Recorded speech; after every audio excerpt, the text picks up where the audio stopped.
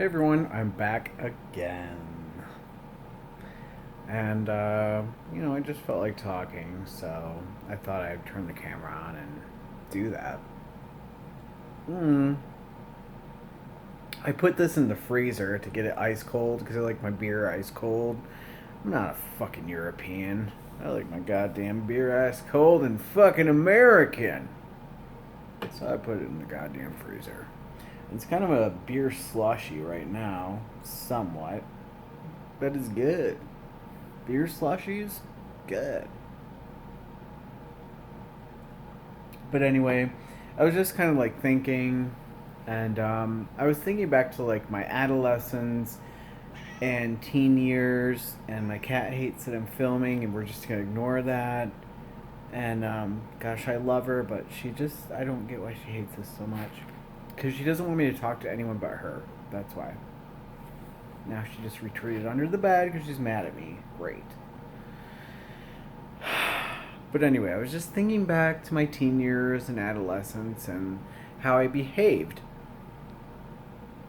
And I was very strange. I was very strange. It's always been really hard for me to get along, to live in this reality. It's always been very difficult, and I have never known who I was at any stage. I've never been comfortable with who I was or what I was or anything. It's just been a mess. And I just remember I did really bad things when I was a little kid. A few things stand out. Like once when I was, I think, gosh, I could have been 13. I took a slingshot, like a really awesome slingshot with like a metal handle and like a tourniquet as the what you call it? I don't know, but it was like a tourniquet as the slingshot, the sling. And I hit my baby sister, my youngest little sister, in the back, and she was like 2, from like literally 100 foot distance with a rock, and it hit her in the back and left a huge welt on her back. And my mom came out and she yelled at me, and I deserved it. I felt terrible. Why did I do that? I don't know. I don't know. I just said to my friend, "Oh, I bet I can hit my sister with this rock." And I did it, and it was just really nasty, and I feel very guilty to this day, and just so horrible. My poor baby sister. My God, what a fucking monster. I did some monstrous things. I did some really nasty, evil things when I was a kid and a teenager that I just regret so badly. So badly. But it's just like you can't take them back. You can only grow from them. So, and I did something else this isn't as horrible, but it's pretty shitty. When I was a teenager again, it seems like when I was a teenager, I started to get really shitty. But there was some lady outside of a library, and she worked in there, and she brought some decorated biscotti in a bakery box, like a white bakery box, and it was like biscotti, and it was like frosted. And I said to my same friend as the slingshot friend, I said, let's go over there and fuck that up. And I went over there and I just squished it with my hands, fucked it up, and I was like laughing and giggling, and then we just ran away with like frosting hands. I don't think he actually touched it, I'm not really sure, it was just me. And I was just like laughing, and I'm like, oh God, that poor older lady probably came back and was like, oh my God, I never thought someone would come here and just ruin this thing. And it was like for like a retirement or a birthday or something. And God, I am such an asshole. you know, it just sucks. And you just think about these things for the remainder of your life. Like, what a fucking asshole I was. What do I do to make up for it? Oh, nothing. You just have to remember that you were a piece of shit. And then I think of like other phases of my life. Like, now that I'm almost 40, I'm just like really growing through it. Like, what did I do? What kind of shitty shit did I do that I need to think about and reassess, right?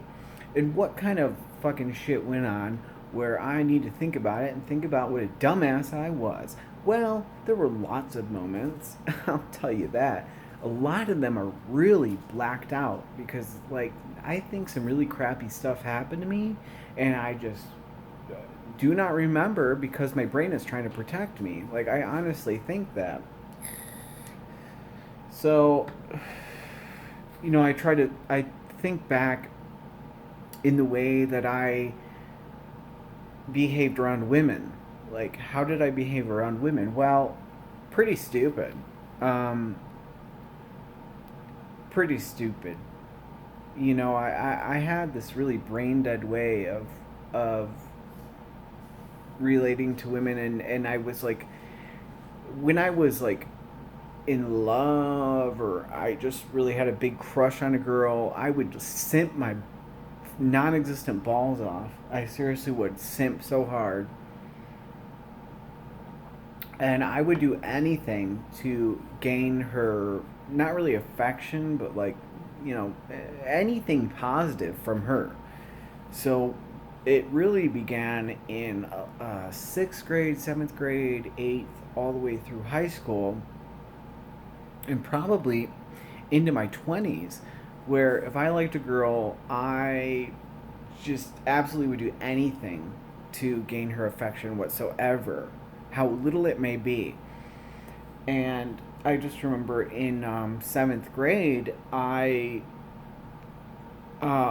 was this girl named Angela that I was super, super into, and I was like buying her lunch on my like lunch card, that was like my parents' money, and I would buy her lunch like every single freaking day. I would slide my card, like a credit card, and buy her lunch and just get her whatever she wanted. And of course, she was nice to me after that, and I got to sit with her and everything. And like, I was a piece of shit back then. Like, nobody liked me. Are you joking? And she was like fairly popular, and I got to sit with these popular girls, and they weren't nice to me when I was sitting there. Are you joking? But I had bought her lunch, which consisted of seriously French fries and breadsticks or something. That's what everybody ate in these 90s and 2000s. Like, this is what these people ate: breadsticks and French fries, and like maybe a burger. A really shitty burger. My god, it wasn't good or anything, but this was weird. If you lived back then, you know what I'm saying. But she would gladly take that from me. Gladly. Oh my gosh, she was so happy to get a bunch of shit from me. And like, my family was not rich or anything. I was just taking my mom and dad's money and buying this chick who didn't give a fuck about me lunch, a bunch of deep fried lunch.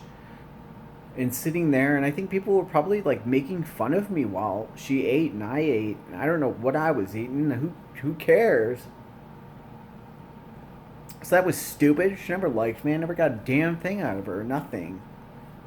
Friendship, nothing. I don't know why I did that. Stupid. But I did it some more. I did it some more over and over and over and over and over again. God. And it's so embarrassing to think about. And I don't even need to mention it anymore because, it happened a million times. But it's just embarrassing. But I think of myself now, and I've gone in the entirely different direction.